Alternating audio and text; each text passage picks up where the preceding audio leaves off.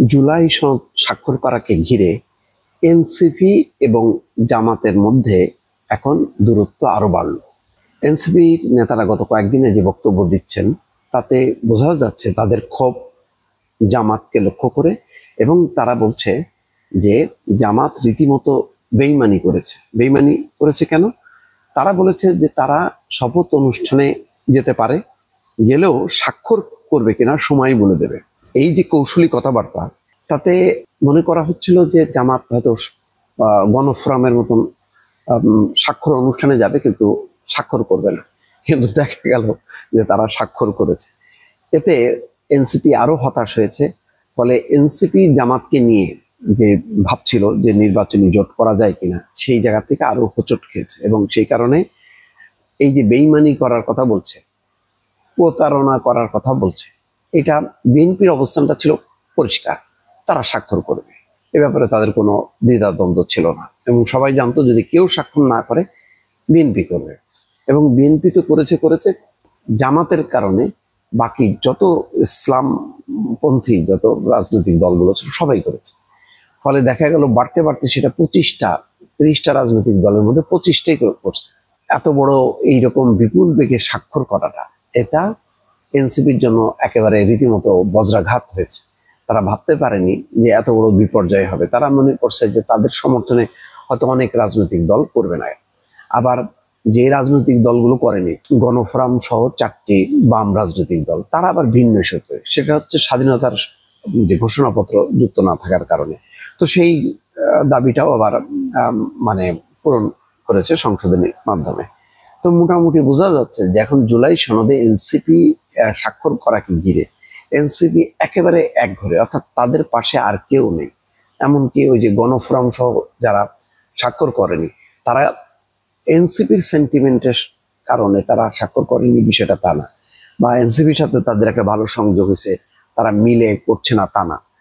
এনসিপির ইস্যুটা আলাদা, যে তাদের আইনি ভিত্তি দিতে হবে, আর বা বাম যে রাজনৈতিক দলগুলো গণফোরাম সহ তাদের হচ্ছে স্বাধীনতার সনদ। তো এটার মধ্যে আবার পার্থক্য। ফলে এই মুহূর্তে এনসিপির কোনো রাজনৈতিক মিত্র নেই। যদিও শফিকুর রহমান সালাউদ্দিন আহমেদের বক্তব্যকে ঘিরে নাহিদ ইসলাম যা বলেছেন, শফিকুর রহমানও সেই একটা বিবৃতি দিয়েছেন এবং বলেছেন যে এটা ভালো হয়নি, এটা শিষ্টাচার বহির্ভূত, জুলাই যোদ্ধাদেরকে স্বৈরাচারের দোসর বলা। যদিও সালাউদ্দিন আহমেদ জোর দিয়ে বলেছেন যে তিনি জুলাই যোদ্ধাদের স্বৈরাচারের দোসর বলেনি, যারা বিশৃঙ্খলা করেছে তাদেরকে বলছে স্বৈরাচারের দোসর, এবং পতিত সরকারের দোসররা বিশৃঙ্খলা চেষ্টা করেছে, প্রকৃত জুলাই যোদ্ধারা এই বিশৃঙ্খলার মধ্যে থাকতে পারে না, এটা তার অভিমত। তো যাই হোক, এখন দোসর প্রশ্নে নাহিদ ইসলাম এবং শফিকুর রহমানের বক্তব্য এক হলেও এটা বোঝা যাচ্ছে যে একটু মানে পানি ঢালা, এনসিপিকে শান্ত করা, কিন্তু দূরত্বটা কিন্তু আরো বেড়ে গেল। জামাত এবং এনসিপি উভয় শুরুতে বলেছিল যে তারা জুলাই সনদের আইনি ভিত্তি ছাড়া তারা স্বাক্ষর করবে না। শুক্রবার সনদ স্বাক্ষরের আগের দিন বৃহস্পতিবার এনসিপি সংবাদ সম্মেলন করে তাদের অবস্থান আনুষ্ঠানিকভাবে জানায় দেয়। সেদিনও জামাত বলেছে তারা স্বাক্ষর অনুষ্ঠানে যাবে, কিন্তু সনদে স্বাক্ষর করবে কিনা সেটা সময় বলে দেবে। কিন্তু শুক্রবার বিকেলে দেখা গেল জামাতের নেতারা অংশ নিয়েছেন এবং স্বাক্ষর করলেন। নাম প্রকাশে অনিচ্ছুক এনসিপির একাধিক নেতা জামাতের এই পদক্ষেপকে বেআইনি বলে অভিহিত করছেন। এটা হচ্ছে আজকের পত্রিকার এটা রিপোর্ট, এই যে দর্শক। তো এটার যৌক্তিকতা এরপরেই দেখা যায়, পরের দিনই শনিবারে নাহিদ ইসলাম আবারও সংবাদ সম্মেলন করে বলেছে যে যারা এই স্বাক্ষর করেছে এটা গণপ্রতারণা এবং বেঈমানি হিসেবেই তারা এটা মনে করছে, এবং বোঝা যাচ্ছে যে জামাতের এই অবস্থানকে তারা খুবই চাতুর্যপূর্ণ মনে করছে, এবং তাদের সাথে যে কমিটমেন্ট, সেই কমিটমেন্টের একদম বৃদ্ধাঙ্গুলি তারা প্রদর্শন করছে। ফলে এতে এনসিপি রাজনৈতিকভাবে সাংঘাতিক রকম বেকায়দায় পড়েছে, আর জামাতের উপরে যে বিশ্বাস রাখা যায় না এইটা তারা বুঝতে পারছে।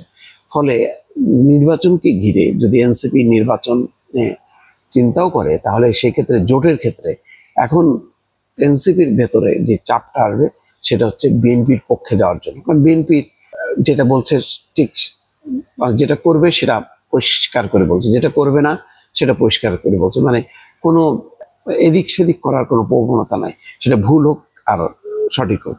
কিন্তু জামাতের এই কৌশলী অবস্থানটা এনসিপি কে বিপদে ফেলছে। মানে এনসিপির পক্ষ থেকে জামাতের উপর যে আস্থা বিশ্বাস, সেই বিশ্বাসটাও নষ্ট হচ্ছে এবং অলরেডি তার প্রতিফলন কিন্তু দেখা যাচ্ছে এনসিপি নেতাদের বক্তব্যে। দর্শক।